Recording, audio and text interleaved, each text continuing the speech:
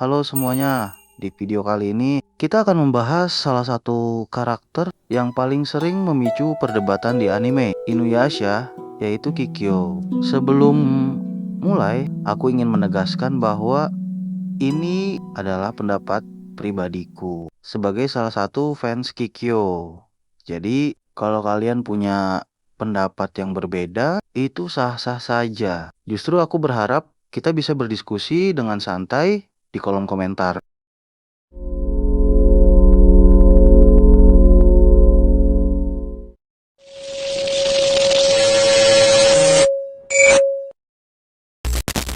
Kalau ditanya, siapa karakter yang paling dibenci dalam Inuyasha? Nama Kikyo hampir selalu masuk dalam daftar. Banyak yang menganggap dia egois, terlalu terobsesi dengan Inuyasha. Bahkan ada yang menyebut dia sebagai pengganggu hubungan Inuyasha dan Kagome. Tapi menurutku, penilaian itu seringkali hanya melihat permukaan. Banyak orang lupa melihat keseluruhan perjalanan hidup Kikyo. Mari kita mulai dari awal. Sebelum semua tragedi terjadi, Kikyo adalah seorang pendeta yang memikul tanggung jawab sangat besar. Sejak muda, hidupnya bukan seperti gadis biasa. Dia harus menjaga Shikon nomor Tama setiap hari. Dia tidak bebas menentukan jalan hidupnya sendiri karena keselamatan banyak orang bergantung kepadanya. Di balik ketegaran itu, Kikyo tetaplah manusia biasa. Dia juga ingin hidup normal. Dia ingin mencintai seseorang dan dicintai. Saat bertemu Inuyasha,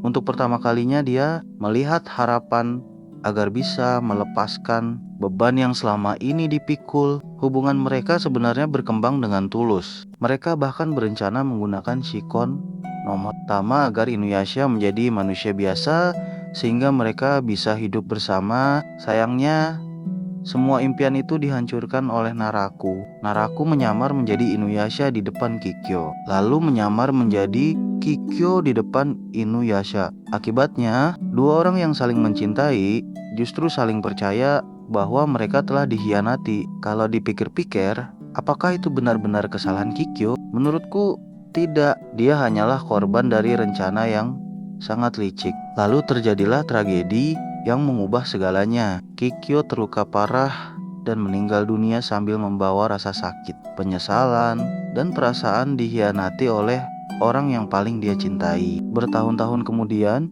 dia dibangkitkan kembali. Nah, disinilah banyak fans mulai membencinya. Kikyo yang kembali bukanlah manusia seperti dulu. Tubuhnya terbuat dari tanah dan tulang, sedangkan jiwanya pun tidak sepenuhnya utuh. Sebagian jiwanya sudah berada dalam diri Kagome. Artinya, Kikyo yang hidup kembali bukan lagi wanita yang sama seperti saat masih hidup. Bayangkan jika seseorang meninggal dalam keadaan penuh kebencian dan penyesalan, lalu tiba-tiba dipaksa hidup kembali tanpa benar-benar menjadi manusia. Apakah kita bisa berharap dia tetap ceria dan baik-baik saja? Menurutku tidak. Itulah sebabnya sikap Kikyo sering terlihat dingin, penuh amarah, bahkan terkadang membuat keputusan yang sulit dipahami. Namun, meskipun begitu, dia tetap berkali-kali membantu orang lain. Dia menyelamatkan penduduk desa. Dia melindungi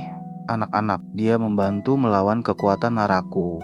Dia juga beberapa kali menyelamatkan Inuyasha dan teman-temannya ketika mereka berada dalam bahaya. Hal-hal seperti ini sering terlupakan karena perhatian penonton lebih tertuju pada konflik cintanya dengan Kagome. Lalu bagaimana dengan Kagome? Aku juga menyukai Kagome. Menurutku dia adalah karakter yang baik hati dan menjadi pasangan yang tepat untuk Inuyasha. Tapi menyukai Kagome tidak harus berarti membenci Kikyo. Kedua karakter ini sama-sama korban. Kagome harus menghadapi beang-beang masa lalu Inuyasha, sedangkan Kikyo kehilangan masa depan yang seharusnya bisa dia miliki. Kalau ada yang benar-benar harus disalahkan atas semua penderitaan mereka. Menurutku, jawabannya hanya satu, yaitu Naraku. Dialah yang menghancurkan hubungan mereka. Dialah yang menciptakan kesalahpahaman. Dan dialah yang membuat kehidupan banyak orang berubah selamanya.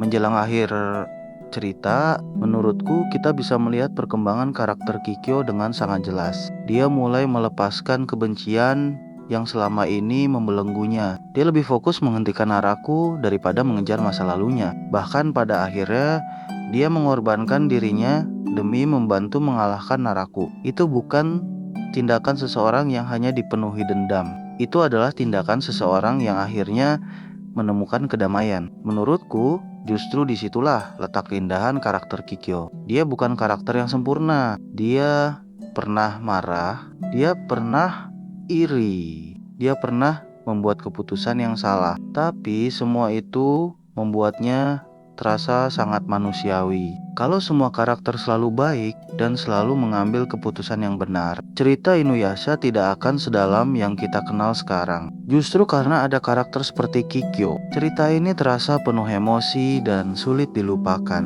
Jadi, apakah semua orang harus menyukai Kikyo? Tentu tidak. Setiap orang bebas punya karakter favorit masing-masing. Tapi menurutku, sebelum membenci Kik, ada baiknya kita melihat kembali seluruh perjalanan hidupnya. Mungkin setelah memahami semua yang dia alami, kita akan sadar bahwa dia bukanlah tokoh jahat. Dia hanyalah seseorang yang kehilangan segalanya karena tipu daya Naraku. Dan itulah alasan kenapa sampai sekarang Kikyo tetap menjadi salah satu karakter favoritku di Inuyasha. Kalau menurut kalian bagaimana? Apakah Kikyo memang pantas dibenci? Atau justru dia adalah salah satu karakter paling tragis dalam anime ini? Tulis pendapat kalian di kolom komentar. Terima kasih sudah menonton dan sampai jumpa di video berikutnya.